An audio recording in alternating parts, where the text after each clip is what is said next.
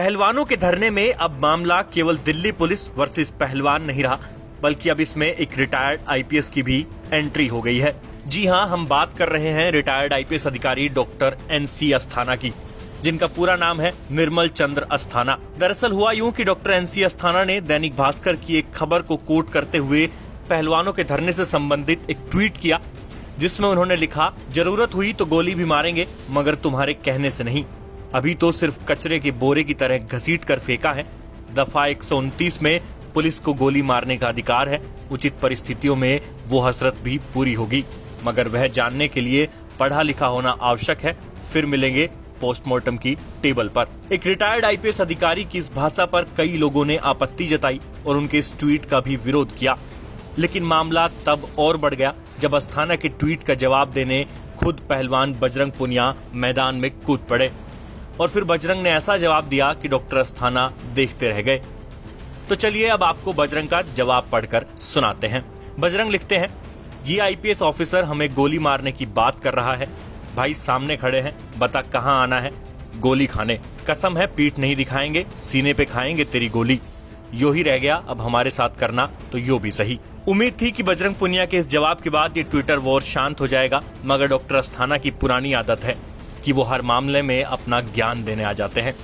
लिहाजा उन्होंने पहलवानों के धरने को लेकर कुछ और ट्वीट्स कर डाले, जिनको पढ़कर आपको लगेगा ही नहीं कि ये किसी रिटायर्ड आईपीएस ऑफिसर की भाषा हो सकती है। तो चलिए अब उनके बाकी के ट्वीट्स भी पढ़कर सुनाते हैं। कुछ मूर्खों को पुलिस के गोली मारने के अधिकार के विषय में शंका है।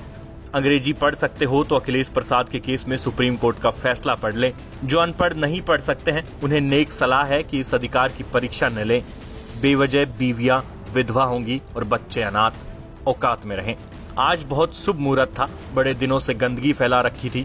दिल्ली पुलिस को बहुत बधाई की गंदगी को घसीटकर गंदगी की तरह ही फेंका। आहा, पुलिस जब अपने अधिकारों का उचित प्रयोग करती है तो अच्छा लगता है। स्वयं भगवान कृष्ण ने कहा है, दंडो दमयातम अस्मि, दुष्टों के लिए मैं दंड हूँ। मैं तो पहले दिन से ही कह रहा था कि धरना गलत है। धूर्त यूट्यूबरों के सर चढ़ा देने से कुछ मूर्ख दावे करने लगे थे कि गिरफ्तारी तक नहीं हटेंगे आदि। सोचने लगे थे कि अब तो यहाँ से डोली ही रुखसत होगी, मगर सीमा रेखा लांघने की गलती की तो ऐसा घसीट कर कचरे की तरह फेंके गए कि मजा ही आ गया।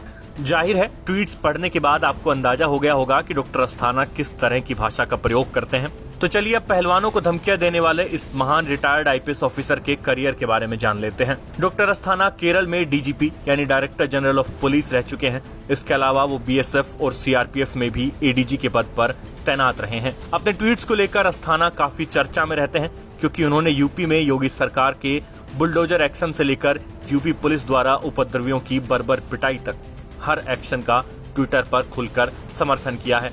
और उनकी भाषा शैली तो आप पहलवानों के मसले पर किए गए ट्वीट्स में देख ही सकते हैं। बहरहाल अब देखना यह होगा कि पहलवानों का धरना जमीन पर आगे क्या रुख लेता है, क्योंकि दिल्ली पुलिस किसी भी कीमत पर पहलवानों को दोबारा जंतर मंतर पर नहीं आने देना चाहती, जबकि पहलवान कह रहे हैं कि उनका सत्याग्रह जारी रहेगा।